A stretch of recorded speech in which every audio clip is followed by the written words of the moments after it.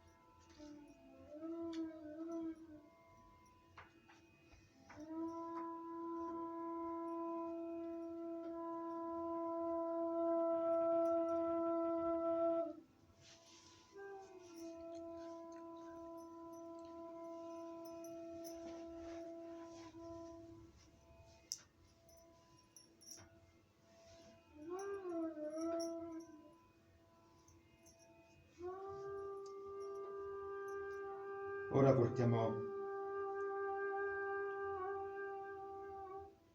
le mani verso la madre terra.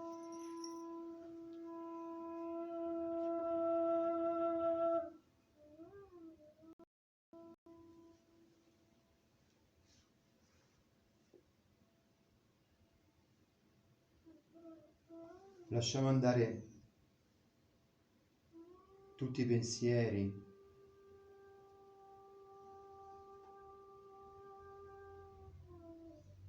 tutte le nostre tensioni, tutto ciò che ci distoglie la nostra attenzione.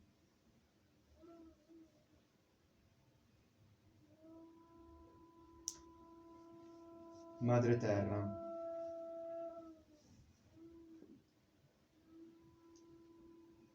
tu che ci dai sostegno, equilibrio,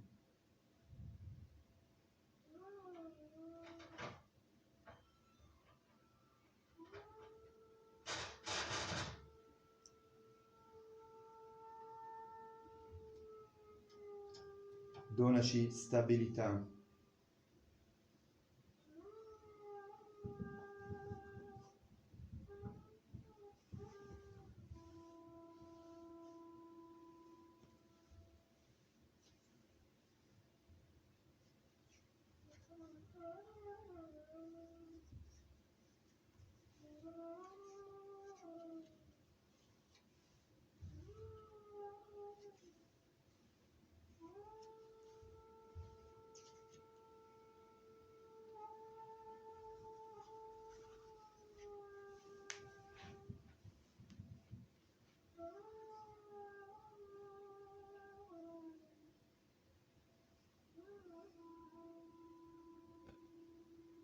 Madre Terra, per favore, assorbi tutto ciò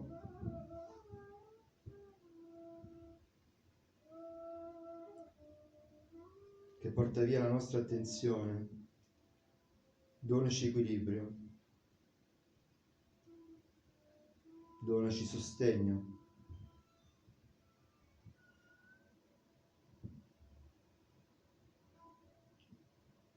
Shri Adi Bhumi Devi. Om Tvameva Sakshat Shri Adi Bhumi Devi Sakshat Shri Adi Shakti Mataji Shri Nirmala Devyai Namo Namaha.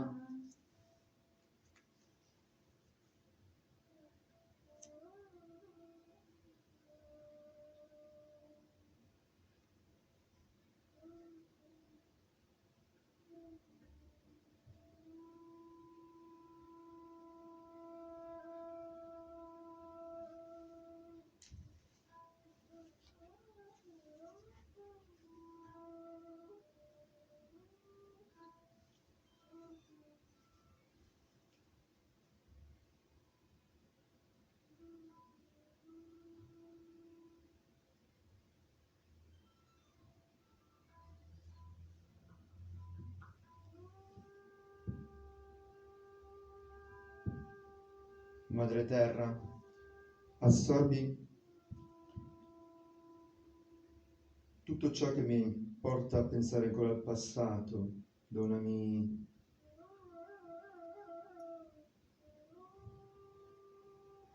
equilibrio, fa che io viva nel presente, porta via tutti i miei condizionamenti.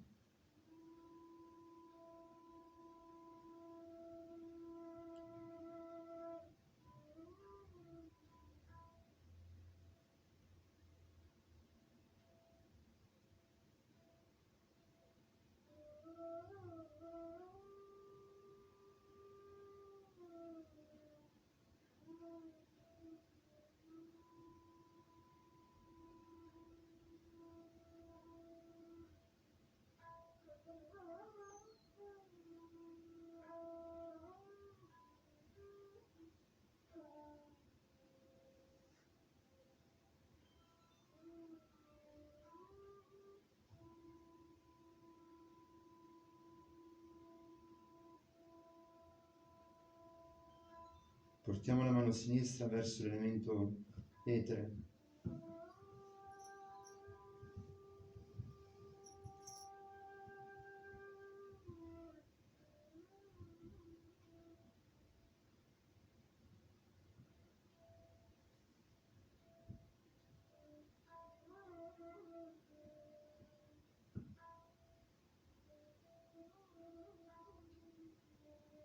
Madre Divina,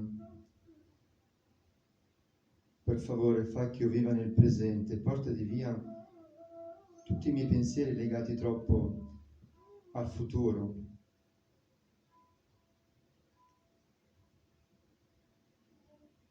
al troppo pianificare.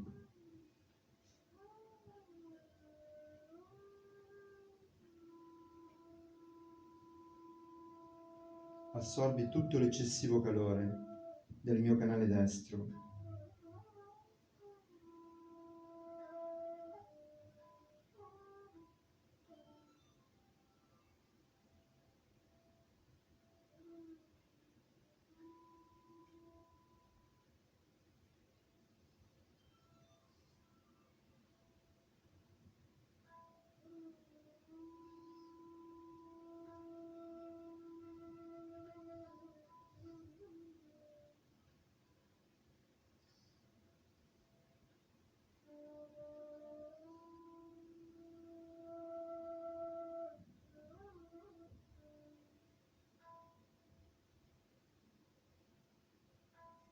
Ora portiamo l'attenzione sul Muladhara Chakra.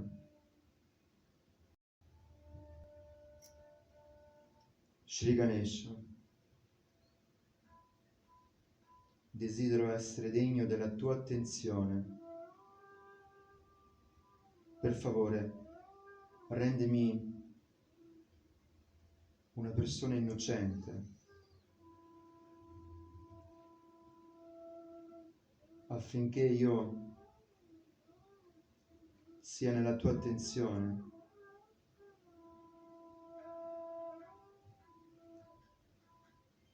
Shri Ganesha,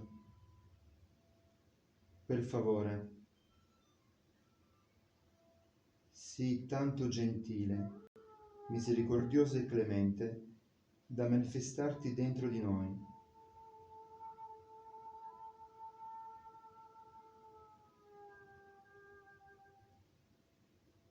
Possiamo dire il mantra Shri Ganesha. Om Tvameva Sakshat Shri Ganesha Sakshat Shri Adi Shakti Mataji Shri Nirmala Devyai Namo Namaha.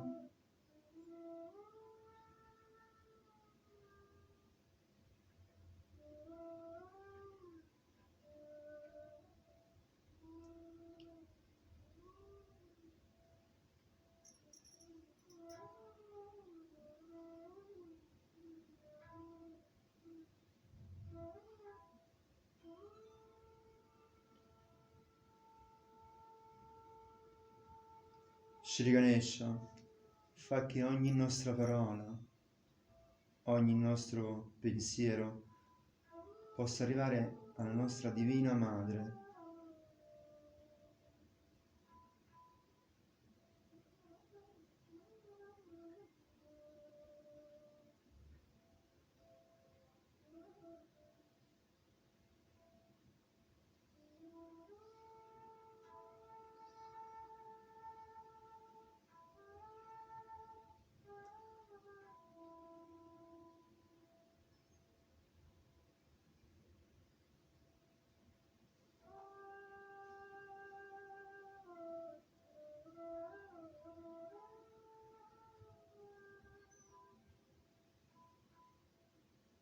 Divina Madre,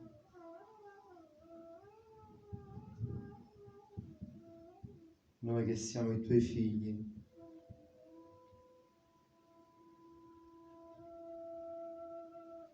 per favore accompagnaci ogni giorno della nostra vita.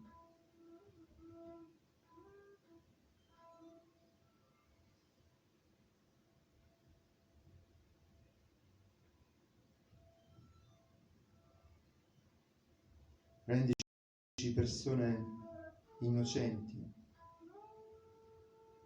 come dei bambini. Rendici persone sagge.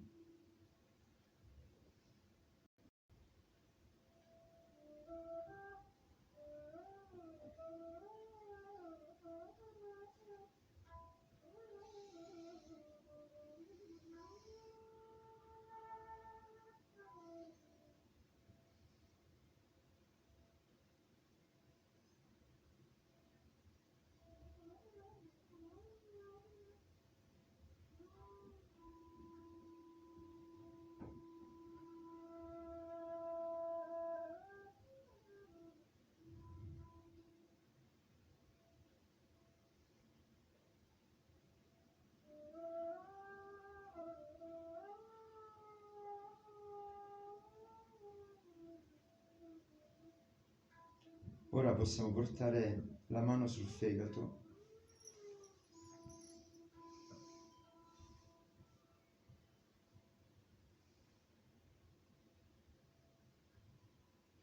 Madre Divina,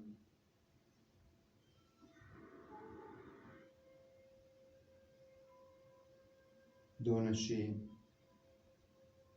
la pura attenzione.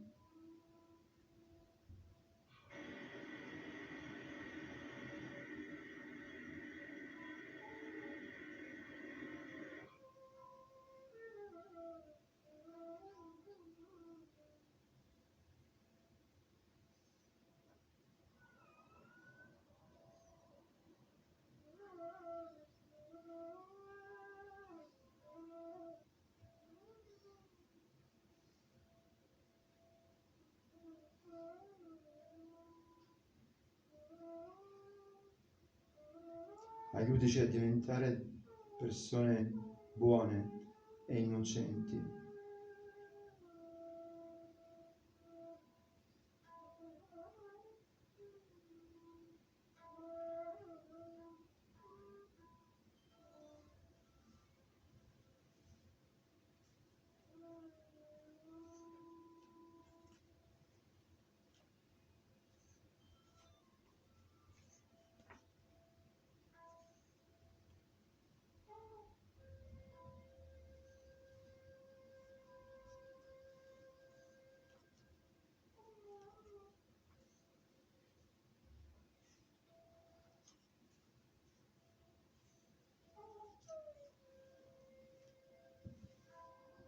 Ora facciamo un massaggio intorno al void.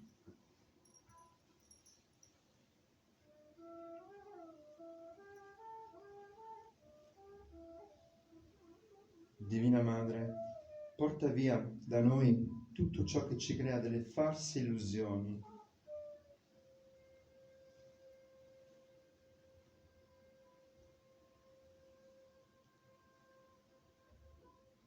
Donaci il principio del Maestro.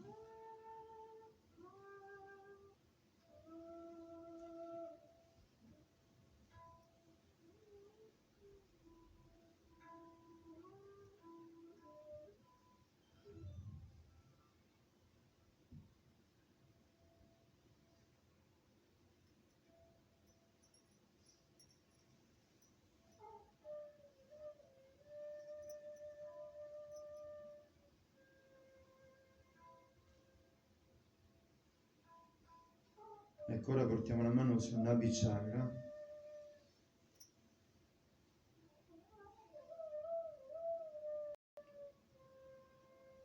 Madre Divina, fa di me una persona soddisfatta, generosa, amorevole.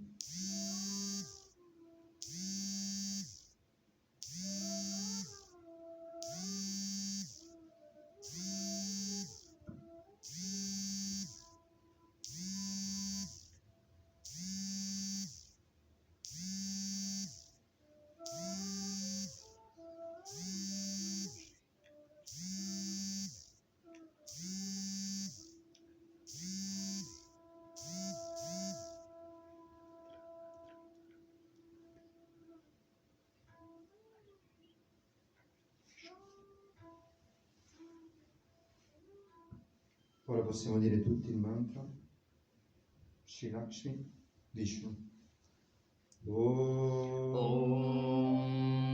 Tvameva Sakshat Shri Lakshmi Vishnu Sakshat Shri Adi Shakti Mataji Shri Nirmala Devyai Namo Namaha.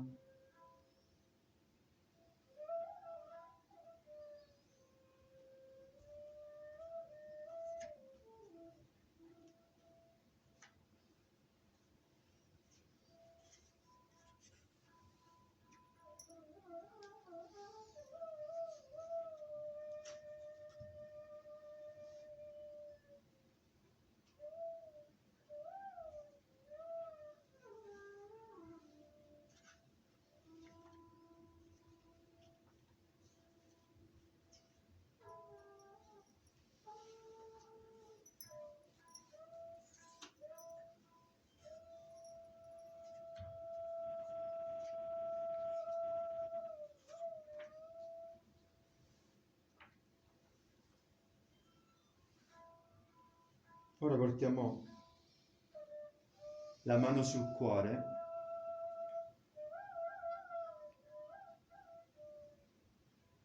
Madre Divina, per favore portati via tutte le mie ansie, tutte le mie paure,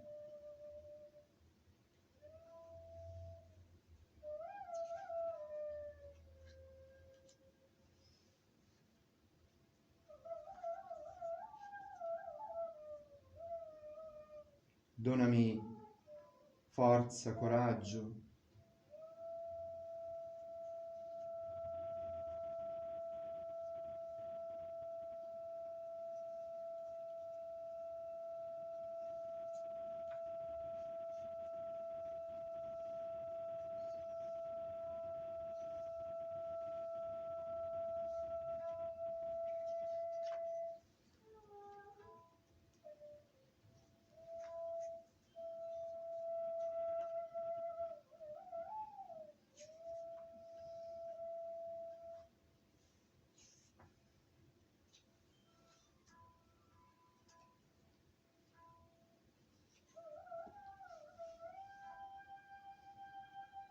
Io sono puro spirito.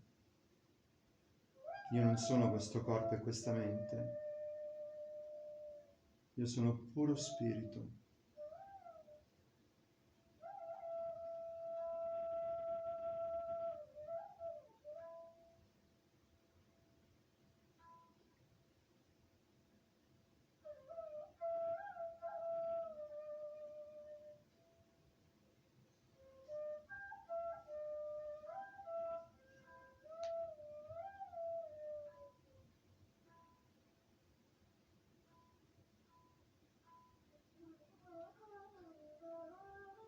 Divina Madre, io mi arrendo completamente a te.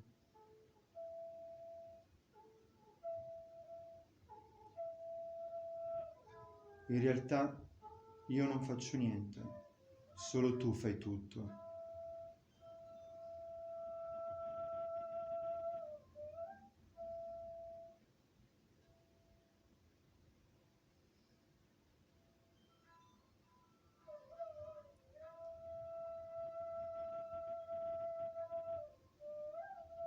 Satchidanandarupam Shivoham Shivoham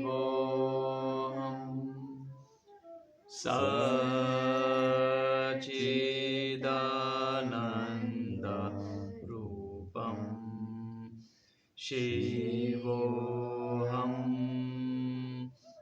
Shivoham.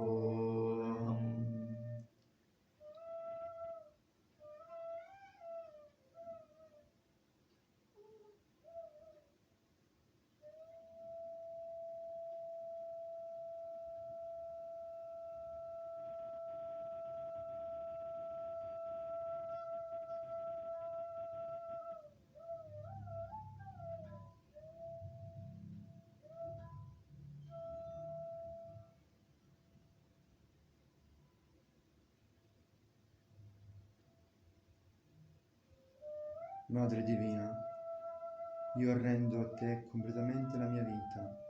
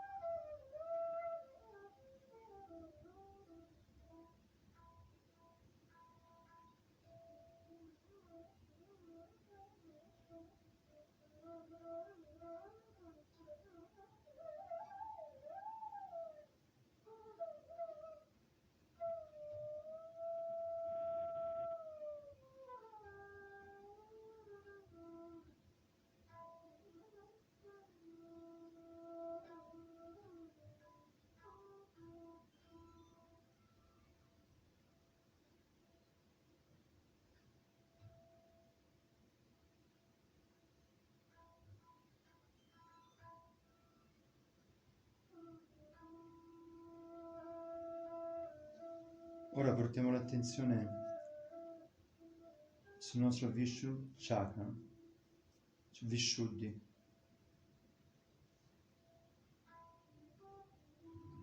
Divina Madre, rendimi testimone del gioco della vita.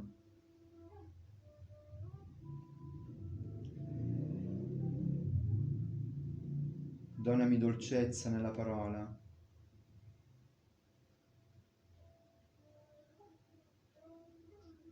Fa che io sia una persona collettiva.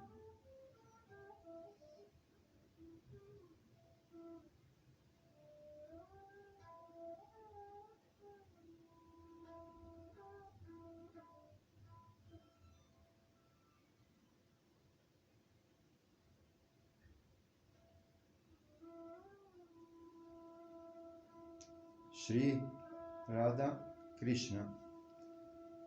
Om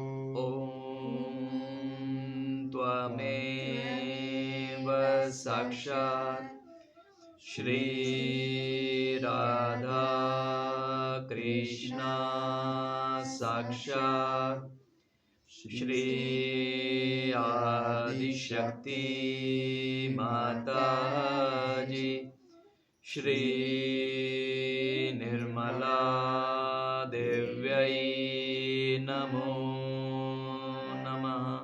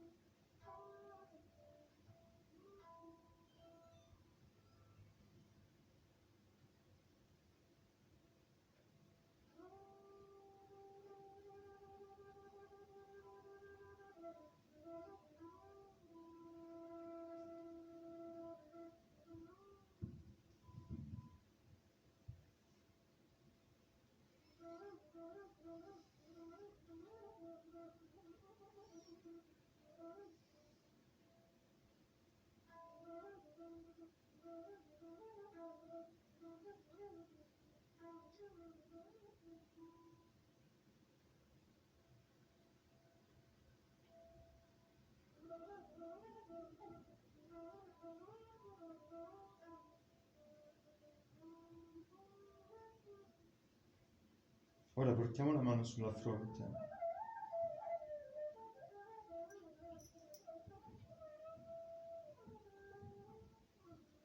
Divina Madre, fa di me una persona umile, insegnami il perdono, fa che io sia il fratello e la sorella di tutti.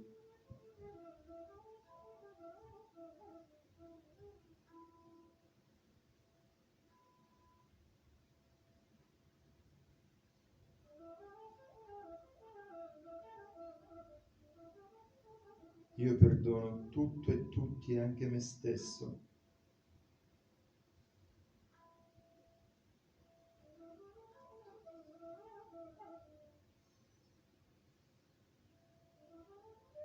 Shri Gesù Maria. Om Tvameva Sakshat Shri Gesù Maria Sakshat Shri Adi Shakti Mataji Shri Nirmala Devyai Namo Namaha.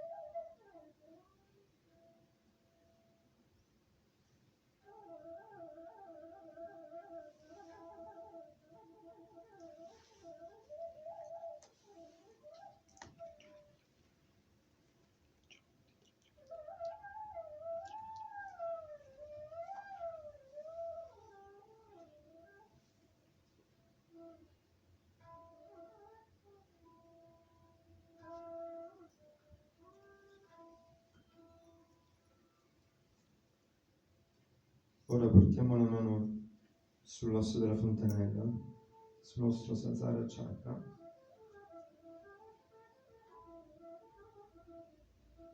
Facciamo un massaggio in senso orario, muovendo leggermente la cute. Madre Divina, noi ti ringraziamo per tutte le benedizioni che ogni giorno ci dai.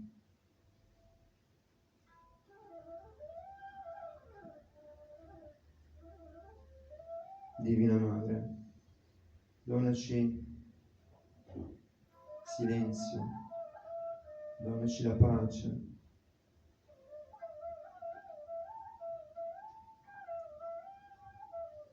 donaci l'unione con il tutto.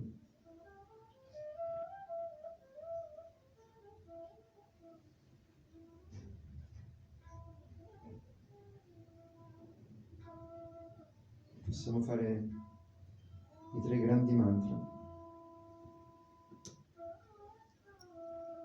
Om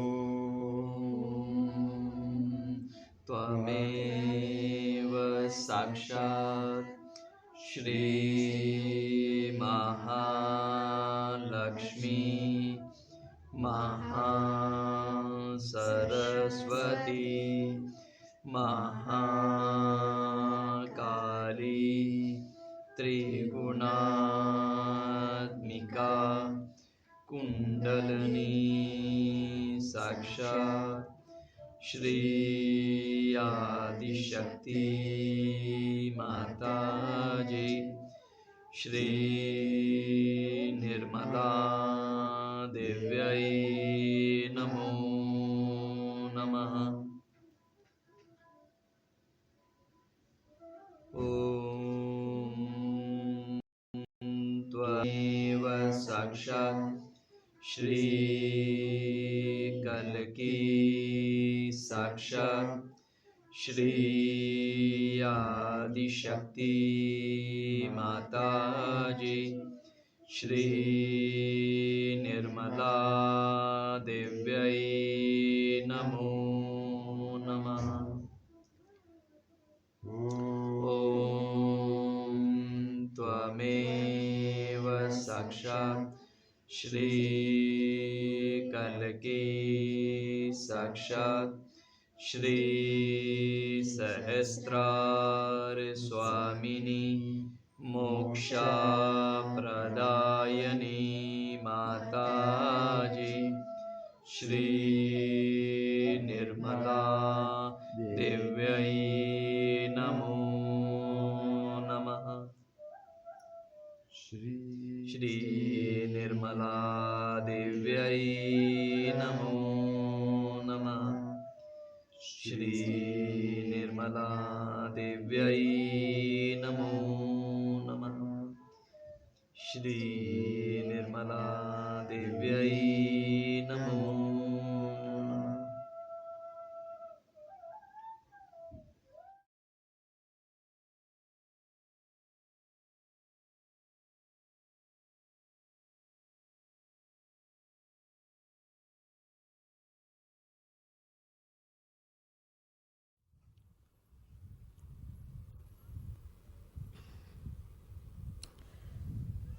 Today we have gathered here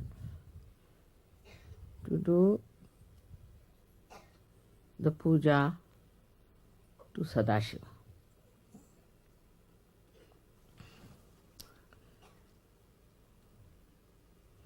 The one which is reflected within us is the Shiva, which is the pure spirit.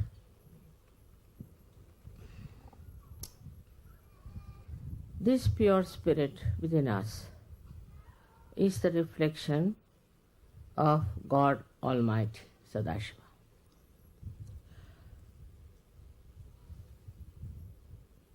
It's like the sun that falls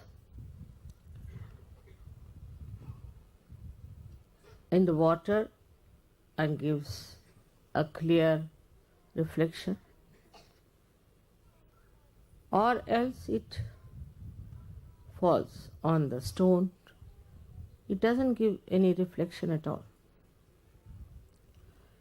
If you have, say, the mirror, the sun will not only fall on the mirror, but will reflect back its light. In the same way, in the human beings, the reflection of God Almighty is expressed in the way your personality is. If your personality is clean and clear, innocent, then that reflection could be like a mirror. Thus, the saintly people, they reflect God Almighty in the proper manner, in the sense that their own identification with wrong things is no more. When there is no such identification, and when a person is absolutely the pure spirit, then the reflection of God reflects into others. Luckily, you all have got your self-realization. That means the reflection of God Almighty is already working into your attention. The attention is enlightened by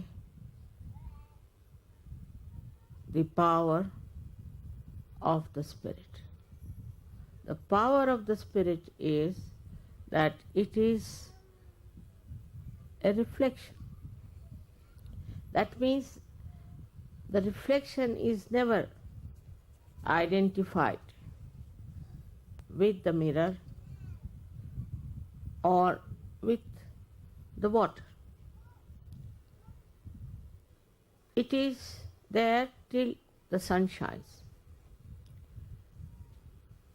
And when there is no sun, there is no reflection. So when you are in Sahaja Yoga, you have cleansed out yourself. Your Kundalini has also cleansed you. And now you are pure personalities. That's why this reflection is clearer and clearer, and people see it. See it on your face, they see it in your body, they see it in your work, in your behavior, in every way. It is difficult for people to really believe in themselves that they could be the reflection of God Almighty. They have some sort of a complexes about themselves, I think, that they cannot understand how they have suddenly become the reflection of God Almighty. But they have a capacity,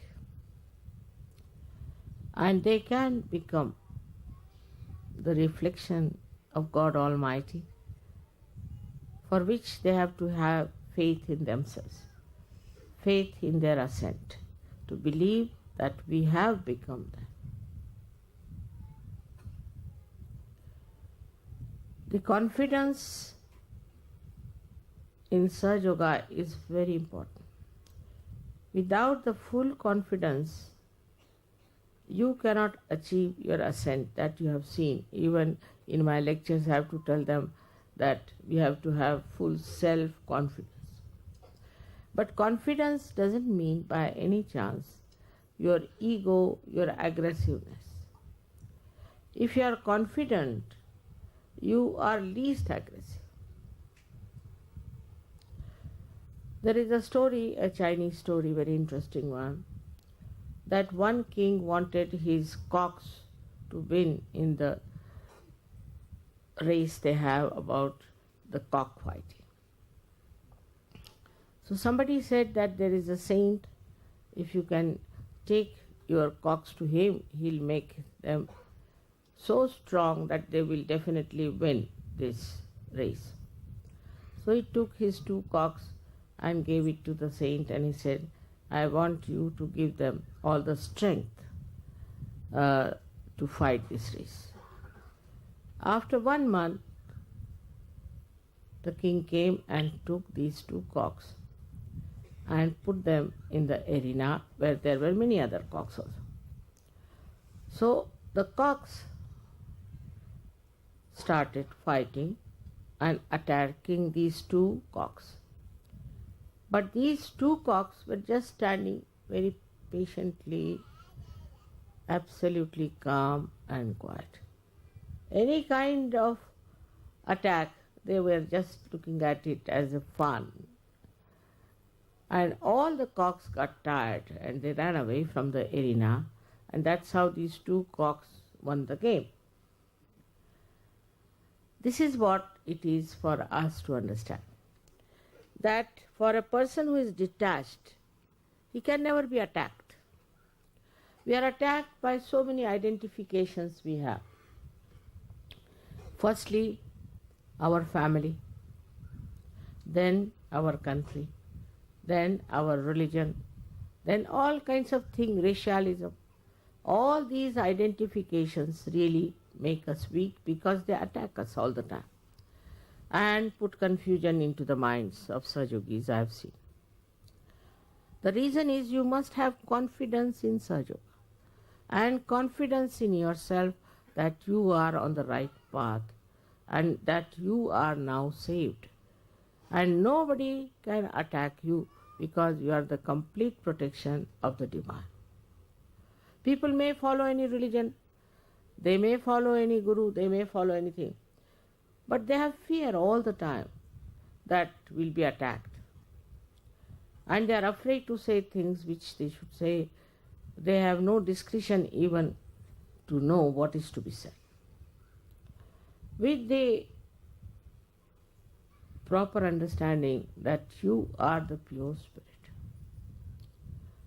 If you believe in that, then you will be surprised that you will be very confident about what you are doing. In that way, we can say that we have also another great advantage, is that we are in the collective. We can find out in the collective how are we behaving. What is the reaction in the collective? In the collective, it's a person who is very subtle. He need not talk too much. He need not say much. He could stand like the cocks I told you about. But his depth can be felt. You can feel a person of that caliber, that he is such a deep person that he doesn't want to aggress. He feels protected within himself. So this protection we have to feel not mentally but within ourselves. And once you have that gravity, that feeling, nobody can attack. The attacking person himself is insecure, or maybe he is ill-bred, maybe he is not yet a Sahajogi. So you have to just have a kind of a gracious view about the person. Like Shiva was, we should say, Sadashiva's character is known that he is the one who is to forgive anyone. Anybody who did penance, like standing on their heads, or standing on one foot, or not eating their food, or all kinds of penances, he used to be so disgusted that he would say, all right, what do you want? Take it. And he also gave blessings to many Rakshasas, as you have heard. And so many Rakshasas were blessed by him because he got fed up with their penances. There were so many stories about Sadashiva giving a blessing to people, even to Ravana, which is a very interesting story about Ravana. That Ravana did lots of penance. I don't know what he did, how much he must have starved with his 10 heads, and what. I mean, if one mouth is there, you feel so hungry. With 10 mouths, I don't know what he must have done to do that kind of a penance that Shiva just got fed up, you see. His compassion is so great, he thought, let this man have whatever he likes. So Ravana went to Shiva, and Shiva said, what do you want? Why are you doing all this to yourself? So he said that I want to have a blessing. He said, what blessing? First you promise that whatever I ask for, you will give me. He said, of course, if it is in my power, I'll give. It's a very interesting story. So he said, I want to have your wife, because he knew his wife is Adishakti. And if he gets the Adishakti as a partner with him, he can do wonders. So he asked that I should get your wife as my partner. Now, it was very difficult, you see, for him to take such a decision, to give him to this devil. But in compassion, he did it. And all these events, you see, really show that how his compassion works out things. As a result, it was decided that his wife Parvati had to go with this horrible fellow. But Parvati's sister was Sri Vishnu, that is Sri Krishna, and he said to himself that I can't allow my sister to go with this devil, I must do something about it. The most mischievous one is Sri Krishna. So what he did was to make him feel like going for the bathroom. So he felt shy, he put the lady on one side and he went to the bathroom.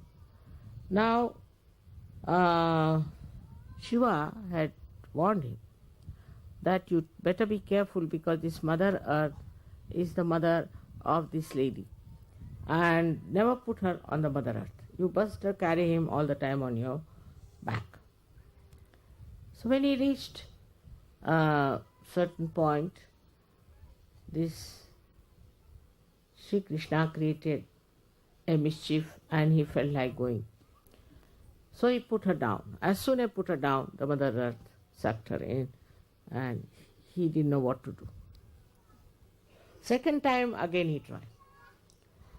And he again went to Shiva and he said, see now, this is what you have promised and this is what is doing. So he said, I had warned you that her brother is a very mischievous fellow and he'll some or other manage. So you better be careful. This time you don't listen to him. Don't put her on the ground, whatever it may be. So this time he did another try, we can say, and carried her on his back. Suddenly he found a little boy. It was Sri Krishna himself, laughing at him. She said, why are you laughing at me? Oh my, why are you carrying this old woman on your back? She has no ornaments. He said, she's the goddess. He said, no, she has no ornaments. She's wearing nothing. How can she be the goddess? So, you see, in India, that's a proverb we use. Some lady who lives without any ornaments or anything, that she's like the Lanka Parvati. So he was carrying her to Lanka. And when he looked at her up, he saw a very old woman without any teeth, laughing at him. He got such a fright, he threw away. That's Mahamaya. Then the third situation was, he went and told that you better tell your wife that she is not to listen to anybody and you better see that you give me your wife itself. He said, all right, she'll be born in Lanka and you can marry her. And her name was Mandodari. Now the great story goes on like that. But this Mandodari was the great worshipper of Vishnu. And at the time when Rama came, to kill him, all this was organized by Mandodari herself. Because she knew that if Sri Ram kills Ravana, he will get his liberation from these ideas about women. The way he was running after Sita and doing all these things, she actually wanted that something should happen, that he should take another birth and he should get rid of these notions of looking after beautiful women and the way he brought Sita ji there. She was against it completely, but he would not listen. So the war took place, and in the war he was killed by Sri Ram.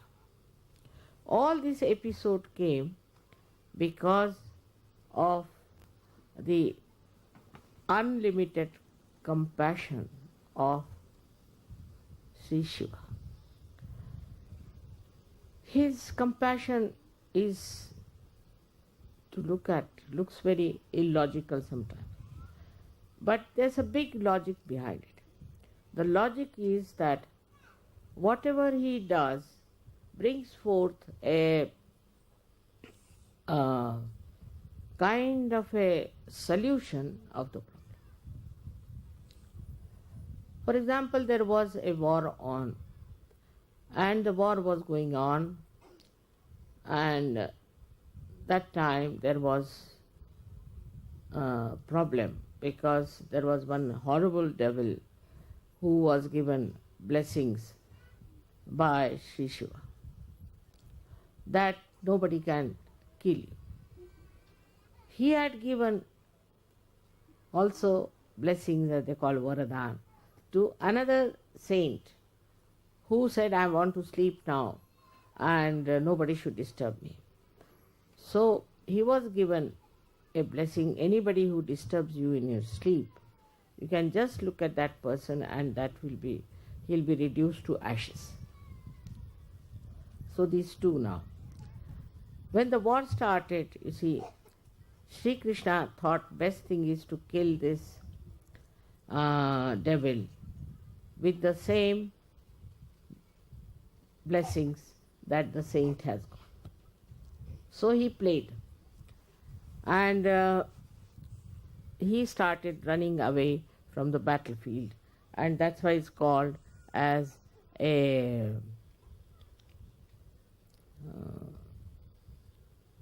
warrior who has ran out of the field, Ranchordas, the one who runs away out of the field of battle. And when he was running, he was wearing a shawl, Sri Krishna. He just stealthily entered into the cave where this another saint was sleeping and put his shawl on top of that. So when he put the shawl on top of him, the the devil who was following him, this satanic fellow, he reached that place and saw the same shawl, and he said, oh, so now you are tired and now you are sleeping here, I'll put you right, without realizing who was sleeping. And he pulled the shawl, and here the sleeping saints get up and looks at him, and they say with his third eye he burnt. So the solution came in. So the whole play is like this, of three forces going on, just to show ultimately the truth prevails. First is the Shiva's compassion, his goodness, to one side. Then the play of Sri Krishna, or say Sri Vishnu, of neutralizing it. And the third is the play of Brahma, who creates things and who produces things. All these three forces are playing just to create an atmosphere for all of us to feel that there is something else is to be done to our human awareness. All they have evolved within us, this desire to seek the truth. Now on one side, Shiva is extremely compassionate, very kind, even to Asuras, the Rakshasas. But on the other side, he can be extremely cruel, he can destroy the whole universe. If the people are so decadent, if the people do not take to spirituality, if their innocence is completely lost, if they do not get detached from all these wrong identifications which are creating problems in this world, he destroys the whole universe. So as it is, he is the spectator of the work of Adishakti. He allows her to do all this work, to create human beings, to give them realization, do all this. But in case he finds her children, people who have been saved by her, are misbehaving, or insulting, or in any way destroying her work, he might get into a temper by which he can destroy the whole universe. But I don't think now there's any chance for him to do that, because we have now Sahaja-yogis all over. But what I find among Sahaja-yogis is this, that some of the Sahaja-yogis grow very fast, steadily, strongly, they achieve their principle of Shiva Tattva. The first achievement shows that from inside they start getting detached. Now, detachment is not mental. It's not mental. It is not that we have to take to some sort of a sannyasa, or we have to go to Himalayas, give up our families and all that. But the detachment is within oneself. When that detachment starts working, the first sign is that we become joyous. We become happy. Now, if you ask anyone, why are you unhappy? He'll talk about his wife, maybe his house, maybe his children, maybe his country, maybe society, whatever it is. So he gets absolutely upset or maybe very unhappy to see things happening around him. Now he is a realized soul. This unhappiness is not going to help. What is needed is now to know that you can correct all these ills of the society, of the family, of the whole country by transforming others, not by feeling bad. But while doing that, the main thing that you should have is a complete detachment. I was amazed when I first started Sahaja Yoga, how people told me about their own countrymen, country fellows. I was amazed how they told me about their own religions, how wrong things they are doing. I didn't know so much as they told me. And I thought that this is a detachment that has come, that they can see clearly what's wrong. What's wrong with my society, with my people, with my relations, with my family, with my country, with the whole world. But it's only possible if you are not identified to any one of them. Otherwise, you will never see the defects. You will never see what's wrong with that person. You can never even see the chakras which are catching. So the first thing that should happen is detachment. Now, how to achieve detachment is the point. Many people ask me, Mother, how do you get detached? Because I'm not attached, you see. So I'm already detached. I don't know how to do that way. But for you people, I would say, to understand yourself, you should introspect. Try to find out, to what thing am I attached? Why am I miserable? For whom am I worried? Why should I worry? Some things, you see, which were never very important, they become very important to certain surgeries. For example, I was told that in the West people don't care so much for their children. But as soon as they get realization, they just get attached to their children like as if with some glue. They cannot think what is good for their children. Everything about children they think is their primary duty. The other day I was surprised when they told me that it's the parents who want to come after the birthday puja. I was shocked. I mean, just on the way is birthday puja, and why should the parents want to come after that? When I told Yogi, he said, Mother will be very happy if they are here, and they should be. It will help the children, it will help the parents. But the whole now attention goes to the children, that we must leave the children there and we must look after them, and that's the only thing. So the attachment to children will definitely make you do such things which are not good. not good for you. So this new attachment starts. After Sahaja Yoga, I have seen, very common. Then another attachment is, say, to your family. Normally there are no such things in the West. People are not attached to their family much, you see, they drink, they do all kinds of things. Suddenly they become self-realized, and it's like a boomerang, they come back to the family now. They're so attached to the family, attached to the house, attached to everything. I just can't understand.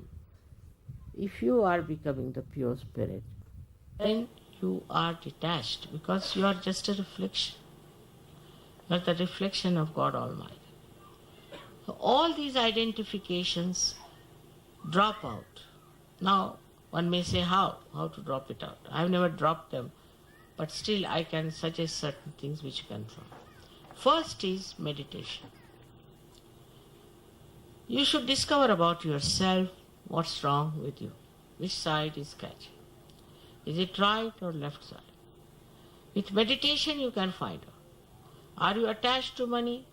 Are you attached to business? Are you attached to your family? Are you attached to your country in a way which is not Sahaj? Or to your culture which is not Sahaj?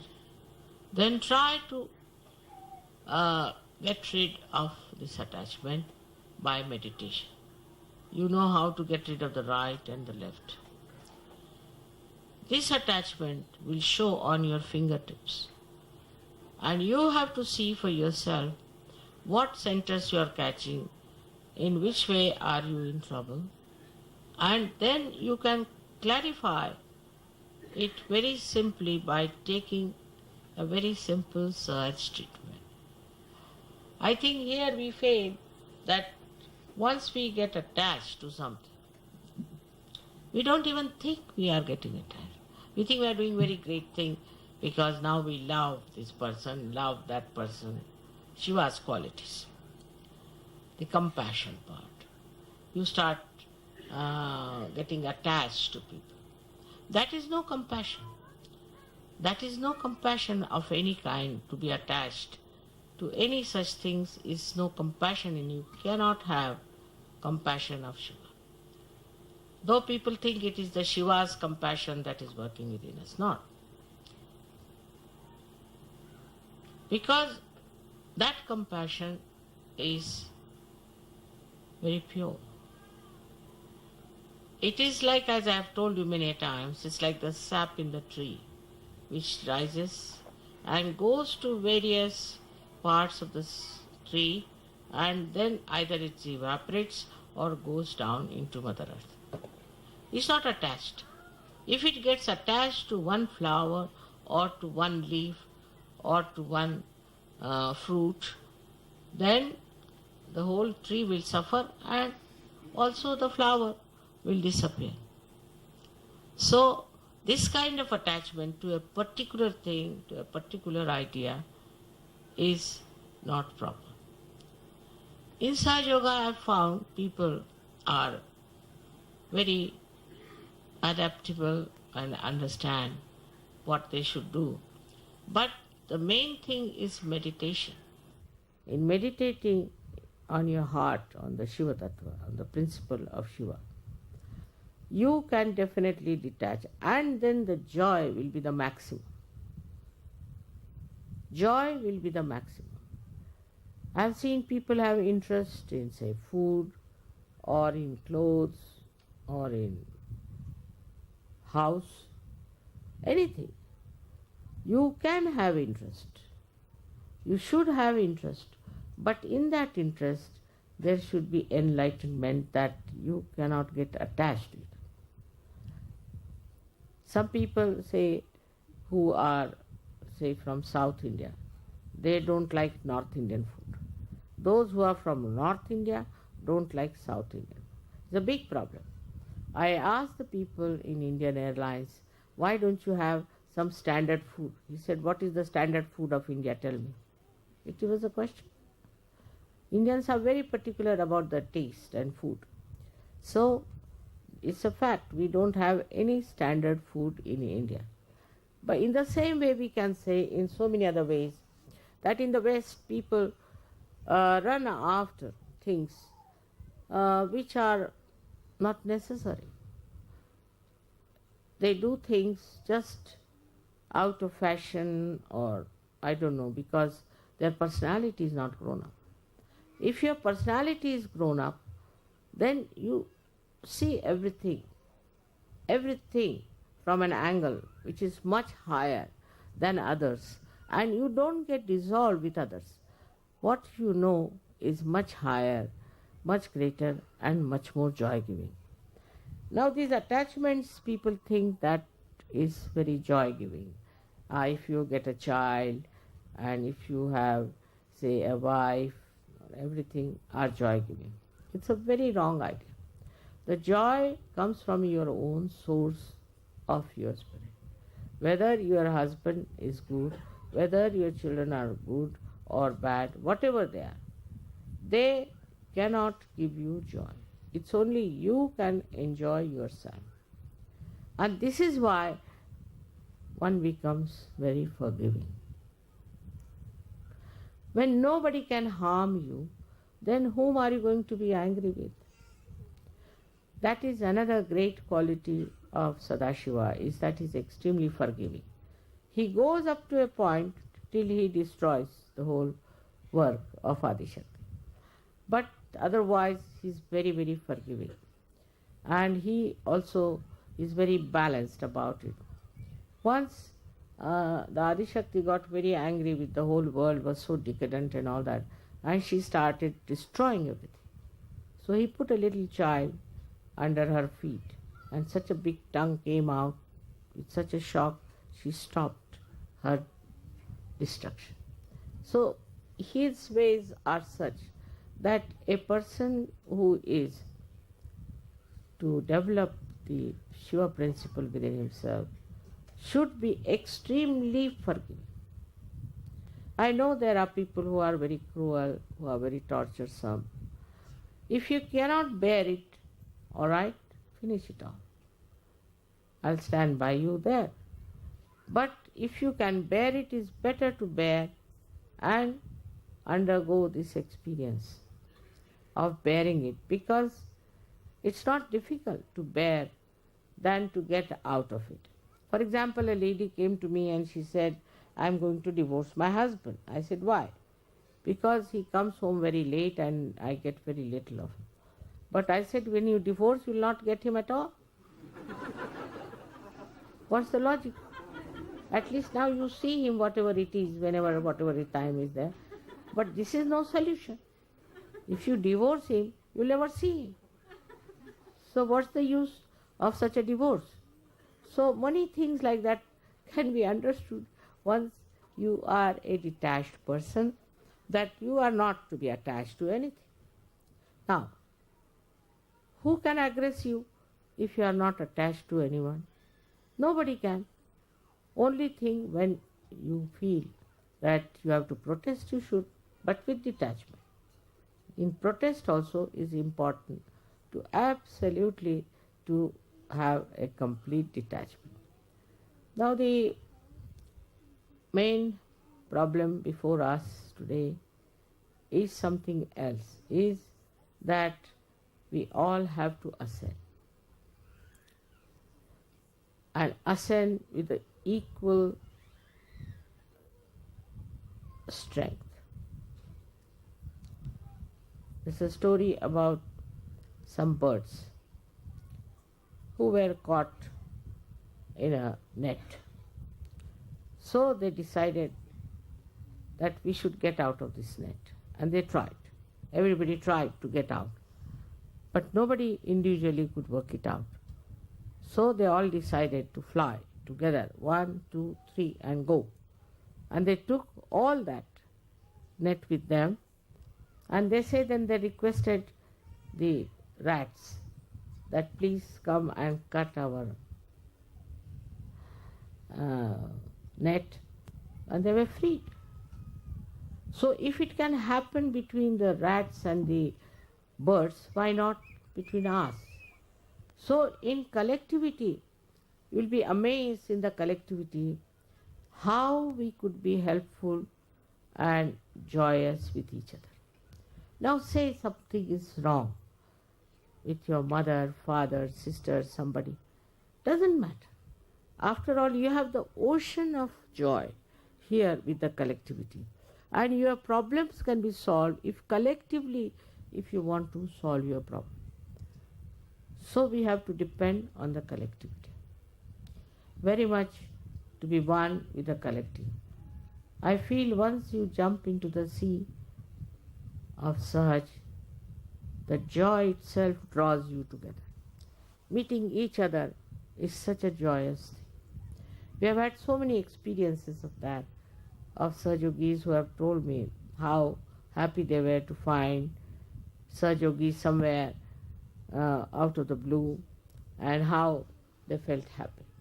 So this tie between the Sahajogis is really the most joyous channel. And that is what is the source, we should say, of our becoming one together. Once you start enjoying each other.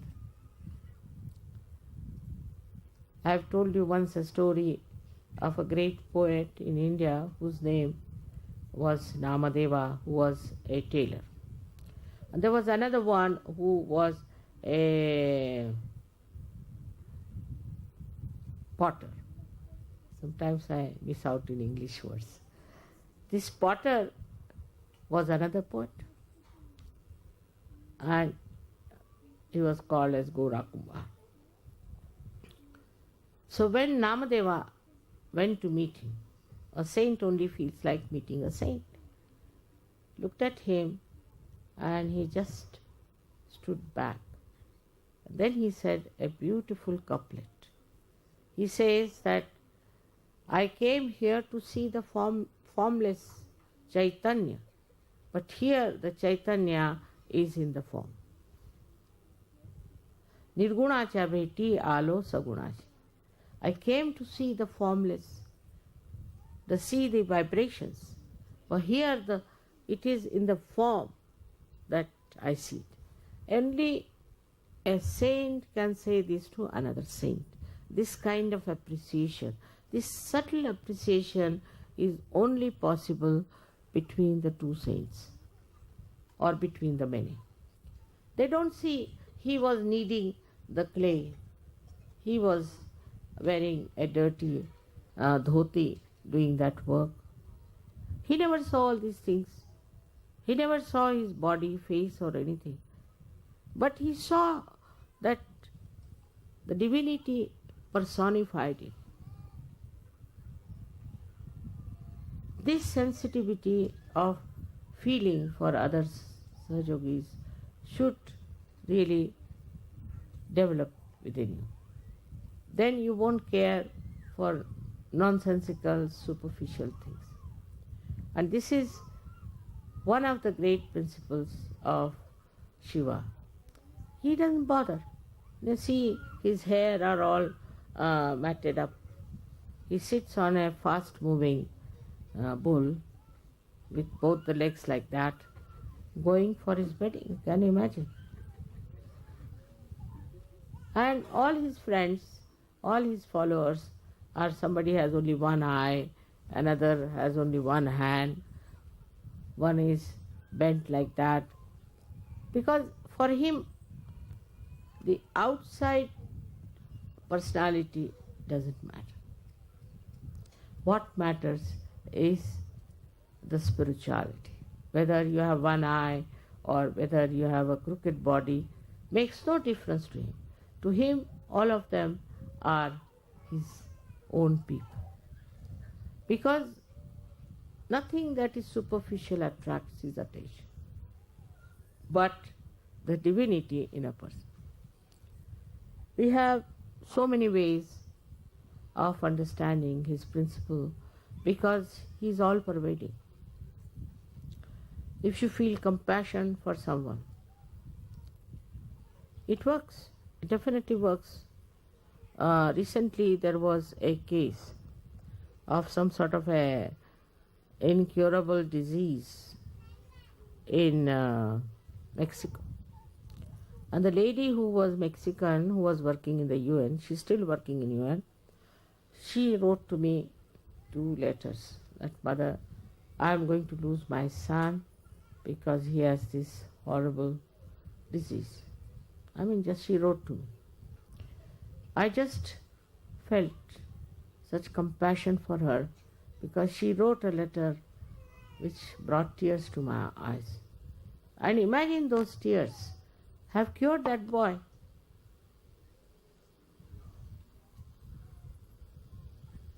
Something fallen. काय माहिती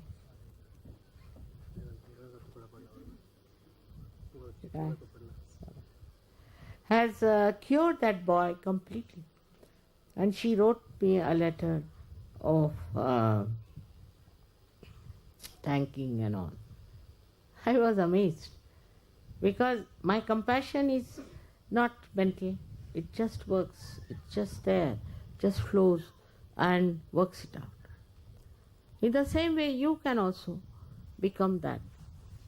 I want you to have all my powers, but first is the compassion. And a Sahaja cannot ill-treat another person, anyone, whether he's a Sahaja or not a Sahaja. That's not important. But nobody can aggress other Sahajas. If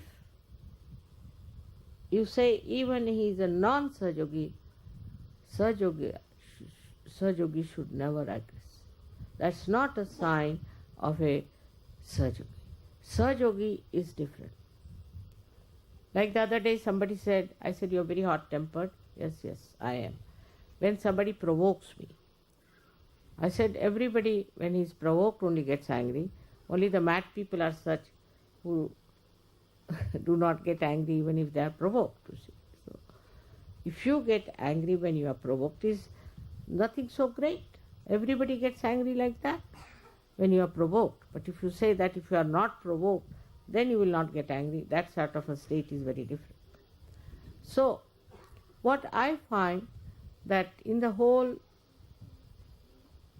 atmosphere of today, in the modern times, there's a big struggle going on,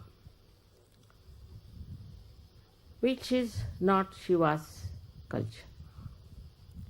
Shiva's culture is the Sahaj culture.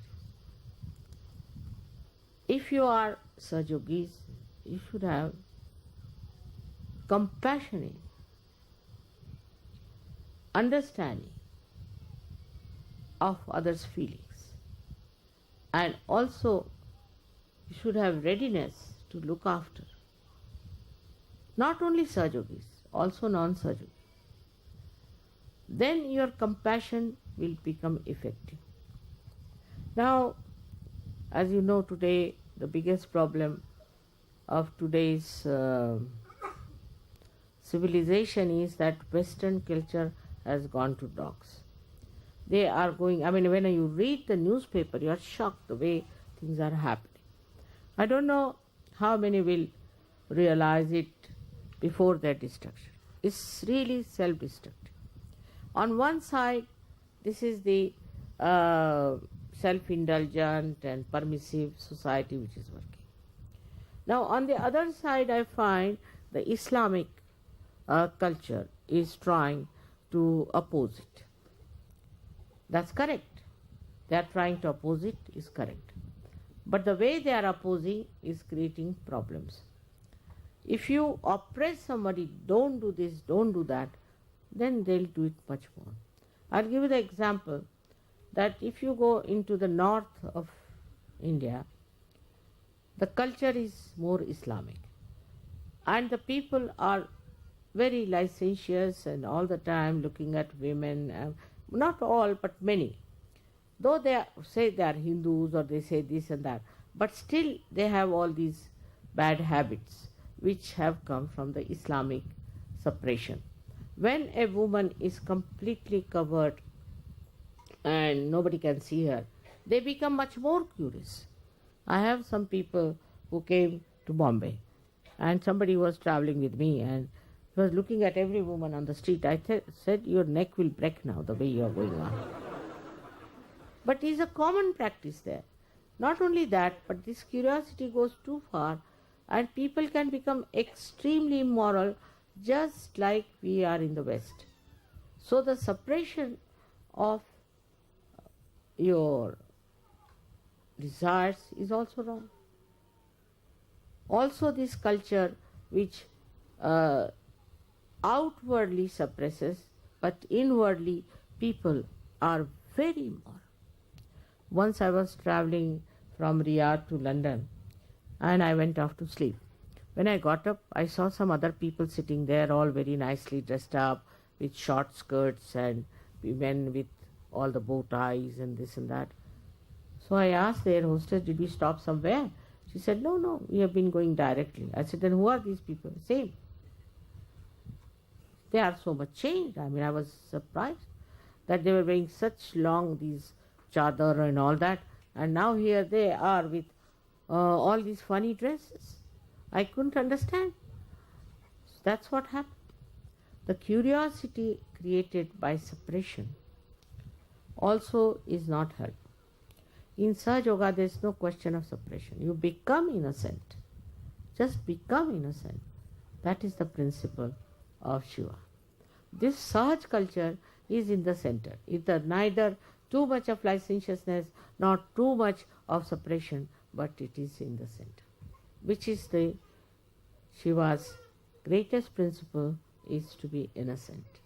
And this innocence just shines in you. I've seen it. You people, whatever you might have done before, but I see you are so pure. You don't have these stupid ideas of behaving in a manner that is so Western. Also, so many Islamic people I've seen who have come to Sahaja Yoga have become very, very Sahaj and are leading a very good life. We have some Iranians who sent me letters of their confessions and I was shocked. I never read them because it was too much for me. And now I find them to be the most moral people that we have. So going to one extreme is wrong or to another is wrong, but to be in the center, in the Sahaj, is the best way to understand what is so important for life is morality. And that comes from your innocence. And that is the quality of course, Sri Ganesha, who is the son of Shiva, but is emitted through the innocence of Sri Shiva. Now, I think in next lecture of Shiva, I'll talk about innocence to you. But for this one, you have to understand the detachment that should evolve within. It cannot be forced, but through meditation, you can develop that detachment within you, which will be really joy-giving. So many qualities of Shiva can be described. And I think in so many lectures I have told you about him. I have to just say that you should have also collective meditation in your ashrams. Will be a good idea. If you can try collective meditation, will be nice. But you don't have to give vibrations to anyone. You don't have to look after the chakras of others. You just bother yourself. What's wrong with you? And now whatever is the solution for your ascent, you should do it. Because the responsibility of the whole world rests on Sahaja Yogis. This you know that there's no way out without Sahaja Yoga. To save humanity from all kinds of problems, Sahaja Yoga has come on this earth. So it is your responsibility to keep yourself in proper shape as far as Sahaja Yoga is concerned. Get rid of your left and get rid of your right. And then to spread Sahaja Yoga, not by bombastic words or aggressiveness, but with love and compassion. I am sure we have done a lot, we have achieved a lot, but there are still some points here and there which is a very unpleasant task for me to correct them. But whatever it is, I have to say that it's working, and everybody should look at themselves and feel happy from where they have come here and how far we have to go. May God bless you.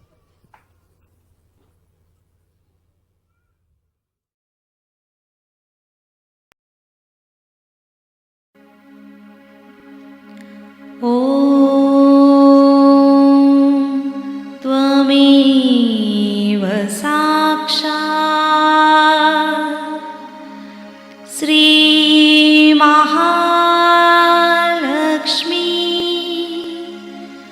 Mahasaraswati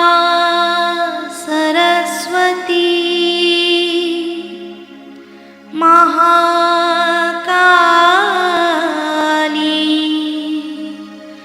त्रिगुणात्मिका kundalini साक्षात् श्री आदिशक्ति माताजी श्री निर्मला देवी नमो नमः। ॐ त्वमेव साक्षात् श्रीकल्की साक्षात् श्री आदिशक्ति माताजी श्री निर्मला देवी नमो नमः। ॐ त्वमेव साक्षात् श्रीकल्की साक्षात् श्री सहस्रार स्वामिनी मोक्षप्रदायिनी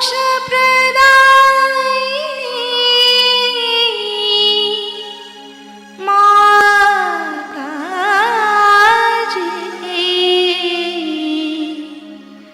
श्री निर्मला